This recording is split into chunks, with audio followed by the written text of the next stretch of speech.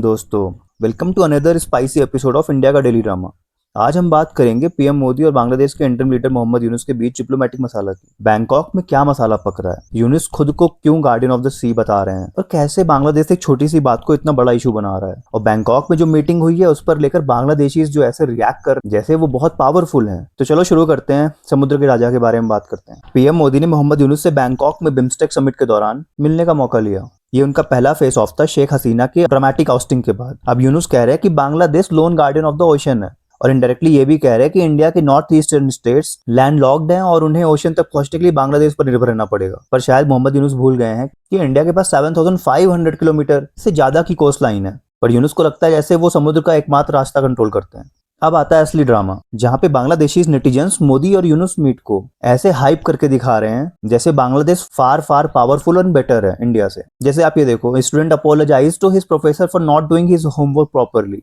अब ये क्यों बोला गया? क्योंकि इस मीटिंग में मिस्टर मोदी पहले आ गए थे। वहां के लोग ट्वीट करना स्टार्ट कर देते हैं that Mohammad Yunus kept Indian PM Narendra Modi waiting for bilateral talks. इस चीज को लेट से आने को ये पावरफुल दिखा रहे हैं। Late arrival is equal to power.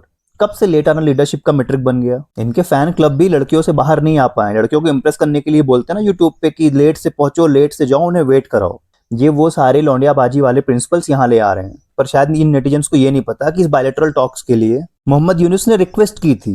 Request, literally request का मतलब नहीं पता इन्हें। और ये भी मेंशन करना भूल गए कि इस हैंडशेक के बाद मोहम्मद यूनुस ने एक फोटो गिफ्ट करी है प्राइम मिनिस्टर मोदी को, जहां मिस्टर मोदी ने उन्हें इंडियन साइंस कांग्रेस में गोल्ड मेडल दिया था। एक थ्रो बैक गिफ्ट। ये ऐसा नहीं लगता जैसे कोई कह रहा हो कि याद है जब मैं बहुत कूल हुआ करता था। भाई, एक आदमी के पास 22 देश के हाईएस्ट सिविलियन अवार्ड्स हैं और एक तो कल ही मिला है श्रीलंका से। और एक आदमी के पास एक ऐसी फोटो है जिसे उससे फ्रेम कराया गया और जिसमें मोदी उन्हें खुद गोल्ड मेडल दे रहा है। तो इसे बोलते हैं औकात अपनी अपनी। अब बात करते हैं एक और टॉपिक की। डिनर के दौरान यूनुस साहब फ्लुएंट इंग्लिश बोल रहे थे और मोदी जी ट्रांसलेटर यूज कर रहे थे। इस बात के लिए मिस्टर मोदी को बहुत ट्रोल किया जा रहा है। यही फर्क है, मैंने बोला ना औकात अपनी अपनी, यही फर्क है। तुम इंग्लिश बोलो, हम डिप्लोमेसी करेंगे। मोदी डिप्लोमेसी में फ्लुएंट है, दैट्स वाई दुनिया और इंडिया को जानती है, बांग्लादेश को नहीं। यूनुस साहब अमेरिका में रहते हैं तो उनकी इंग्लिश अच्छी होनी ही थी, लेकिन क्या उन्होंने डिप्लोमेसी में कभी वर्ल्ड क्लास परफॉर्मेंस दी? नहीं। डिप्लोमेटिक बज जीरो। अब मोहम्मद रिजवान को ही ले लो, वो इंग्लैंड में इंग्लिश बोलते हैं, न्यूजीलैंड में इंग्लिश बोलते हैं, सिर्फ इंप्रेस करने के लिए। और वो तो आपको पता ही है कि कैसे इंग्लिश बोलते हैं। I've got Mohammed Rizwan with me now. Mohammed, what do you think of Virat Kohli? You think me and Virat are same because Virat is also drinking water, I'm also drinking water, and he is also eating food and I'm also eating food, and both are same, no different. Right, and now what's your team strategy today? Our team strategy is simple that yes is a no, and sometimes you learn, sometimes you win, but our team is focused on the learn, so sometimes every time we learn. Now, Mohammed, your English has improved so much since I last spoke to you. Yeah, every Pakistan say that all of the everybody is somebody, and our Pakistan team is I'm the best in the English, and everybody knows that everybody is somebody and everywhere is somewhere. Yeah, right. It's always great to catch up with Mohammed Rizwan. Thank you. Thank you. आप अपनी language में बात करो या translator use करो। It's about content not language, it's about diplomacy. कहां पर जाके क्या बातें कर रहे हो? मतलब डिप्लोमेसी छोड़ो, अब हम लैंग्वेज कंपटीशन करेंगे। तो बांग्लादेश ने प्रूव कर दिया भाई कि ग्लोबल रिलेवेंसी से ज्यादा ग्रामर की टेंशन है। अब इनका क्या ही और मजाक उड़ाया, तरस आता है इस कंट्री पे। जो देश 3 तरफ से एक कंट्री से घिरा हो, वो किसी दूसरी कंट्री पे जाके किसी दूसरी कंट्री को इन्वाइट कर रहा है कि आप आओ, क्योंकि उसे घेरने वाला देश को उसकी जरूरत है।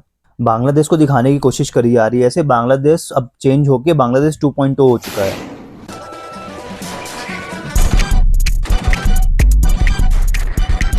ऐसी वीडियोस रिलीज कर रहे हैं, पर आपको पता है रियलिटी क्या है? ये है रियलिटी।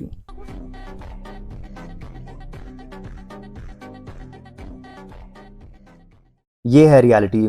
गोलियां खरीदने के पैसे नहीं है तो पत्थर मार के उसको गोली बताने की कोशिश कर रहे हैं। जब आप एक मजबूत इकोनॉमी, मिलिट्री, ग्लोबल प्रेजेंस वाले नेबर को स्टोन मारते हो या बड़ी बड़ी बातें करते हो उसके सामने, तो वो ब्रेव नहीं होता, वो रेकलेस होता है। और बांग्लादेश अपने देश को स्टोन एज सिविलाइजेशन में ले जा रहा है, क्योंकि इतने पत्थर से वहीं मिलते थे। तो दोस्तों, आज के एपिसोड से हमें क्या सीख मिली? पहला, कि पुरानी फोटोज को गिफ्ट करने से कोई स्टैंडर्ड्स नहीं बढ़ जाते हैं। दूसरा, कि अपने मुंह मियां मिट्ठू और अपने कुएं का ही मेढक बनकर इंडिया की रीजनल इन्फ्लुएंस को ओवरशैडो नहीं कर सकते हैं। और तीसरा, स्टोन पेलना रिटेलिएशन नहीं है, सिर्फ बैड ऑप्टिक्स है। जैसे यूनुस को लगता है कि वो समुद्र के राजा हैं, वैसे ही वहां के लोगों को लगता है उनकी आर्मी पावरफुल है या वो किसी भी तरीके से पावरफुल है। आपको क्या लगता है यूनुस के एंटिक्स के बारे में?